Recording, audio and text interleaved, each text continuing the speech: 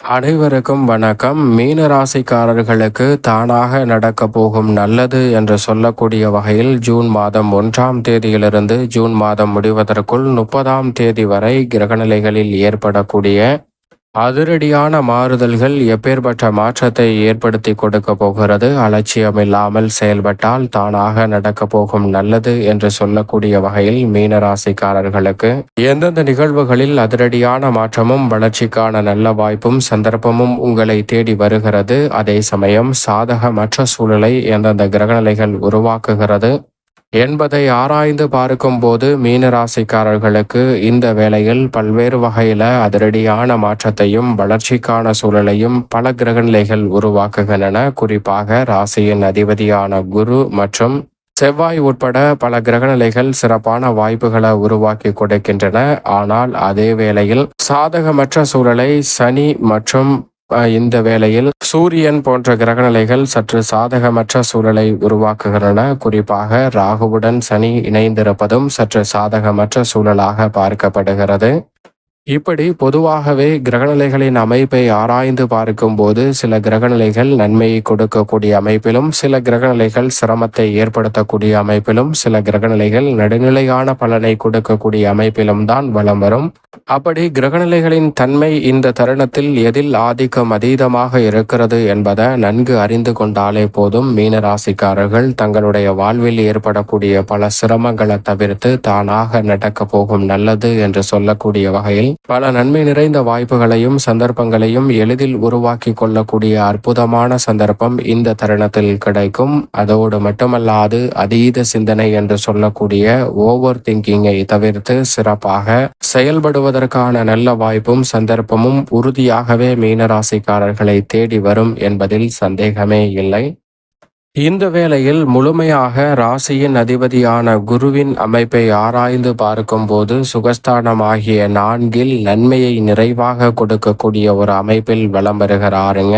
எனவே இந்த தருணத்துல பல்வேறு வகையான நெருக்கடிகள், சிரமங்கள் ராசியின் அதிபதியான குருவின் அமைப்பால் விலகுவதோடு தானாக நடக்க போகும் நல்லது என்று சொல்லக்கூடிய வகையில் சுகஸ்தானத்தை வலு சேர்ப்பதால் பல நன்மை நிறைந்த வாய்ப்புகளும் சந்தர்ப்பங்களும் இந்த வேளையில் எவ்விதமான சிக்கலும் சிரமமும் இன்றி உங்களை தேடி வருகிறது. இவ்வளவு நாட்களாக திருமணம் போன்ற பல சுப நிகழ்வுகளை நடத்த வேண்டும் என பெருவாரியாக முயற்சியை எடுத்தாலும் கூட அதில் வெற்றி பெற முடியாமல் தடை தாமதம் சிக்கல் என்று பல சிரமங்களை சந்தித்து வந்த உங்களுக்கு இந்த வேளையில் தானாக நடக்க போகும் நல்லது என்று சொல்லக்கூடிய வகையில் நல்ல வரன் இல்லம் தேடி வருவதற்கான யோகம் உண்டு. பல நல்ல வாய்ப்புகள் பொருளாதார ரீதியாக உயர்வை சந்திக்கக்கூடிய வகையில் உங்களை தேடி வருவதற்கான சந்தர்ப்பத்தை நிச்சயமாக ராசியின் அதிபதியான குரு பகவான் சுகஸ்தானத்தை வலுப்படுத்துவதால் நிறைவாக ஏற்படுத்தி கொடுக்க போகிறார்.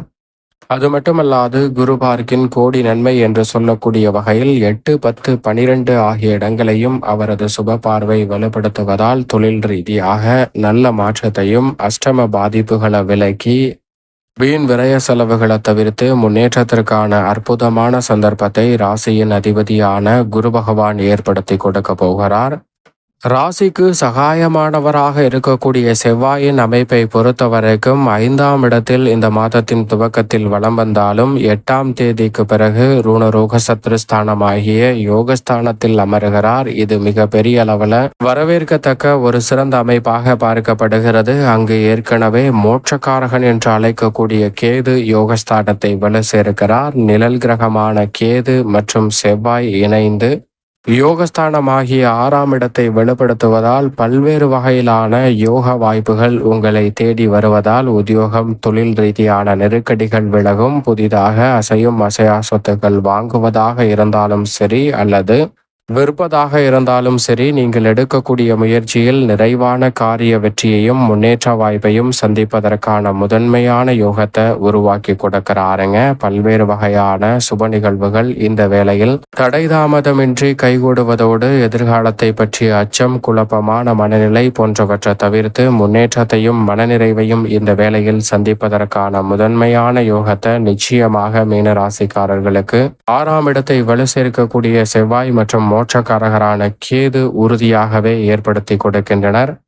ஆனால் இந்த வேளையில் சாதகமற்ற அமைப்பு என்றால் ஜென்மராசியில் திருக்கணிதத்தின்படி சனி நுழைந்து விட்டார். ஆனால் வாக்கியத்தின்படி விரயத்தில்தான் ஆட்சி பலம் பெற்றிருக்கிறார். அவருடன் ஜென்மத்திலிருந்து ராகுவும் விலகி இருக்கிறார். எனவே திருக்கணிதத்தின்படி ஜென்மராசியின் ஆதிக்கம் சனியின் ஆதிக்கம் துவங்கியிருந்தாலும் வாக்கியத்தின்படி விரயத்தில்தான் ஆட்சி பலம் பெற்று ராகுவுடன் இணைந்து பல வருடங்களுக்கு பிறகு சிறப்பான மாற்றத்தை ஏற்படுத்தி கொடுப்பதால் மிக பெரிய அளவிலான அதிரடியான மாற்றமும் வளர்ச்சிக்கான நல்ல சந்தர்ப்பமும் உறுதியாகவே இந்த வேளையில் உங்களை தேடி வருகிறது. உத்தியோகம், தொழில், கலைத்துறை, அரசியல் துறை என பல பணிகளில் இருக்கக்கூடிய தடை தாமதம், மந்தமான சூழல் என அனைத்தையும் தகர்த்தெறிந்து முன்னேற்றத்தையும் வளர்ச்சியையும் நிறைவாக உருவாக்கி கொள்ளக்கூடிய சந்தர்ப்பத்தை அற்புதமாக உருவாக்கி கொடுக்கிறாருங்க. சரியாக பயன்படுத்திக் கொள்ளுங்கள். நீண்ட நாட்களாக சிக்கல் என்று இருக்கக்கூடிய பல காரியங்களில் நல்ல மாற்றம் உண்டு. ஆனால் 7.5 சனியின் ஆதிக்கம் என்பதால் எதையும் எடுத்தோம் கவிர்த்தோம் என்று செயல்படுத்த முயற்சி செய்யாமல் சற்று நிதானத்துடனும் பொறுமையுடனும்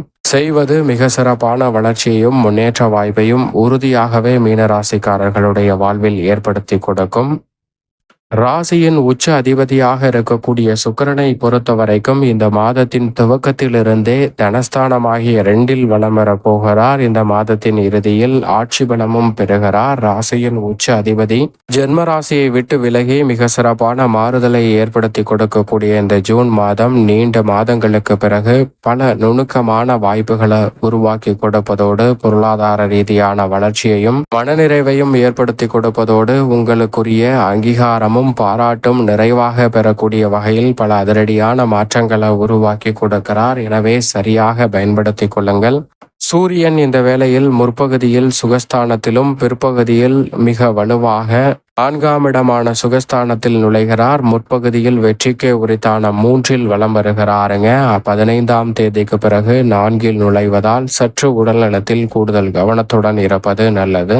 வித்யா கரகரான புதனை பொறுத்த வரைக்கும் 3, 4, 5 என பல இடங்களில் வலம் வர போகிறார். 2ஆம் தேதியிலிருந்து மிகவும் வலுவாக 4ஆம் இடத்தில் வலம் வருகிறார். ஆட்சி பலம் பெறுகிறார். எனவே பல வகையில புதனின் அமைப்பால் சிறப்பான வாய்ப்புகள் கிடைப்பதோடு உயர்கல்வி சார்ந்த விஷயங்களும் சாதகமாக மீனராசிக்காரர்களுக்கு கைகூடும். சந்திரனை பொறுத்த வரைக்கும் 12 இடங்களிலுமே மாறி மாறி வலம் வருவதால் நன்மை தீமை கலந்த ஒரு அமைப்பாக தான் உறுதியாகவே பார்க்கப்படுகிறது. எனவே கவனத்துடன் இருப்பது நல்லது.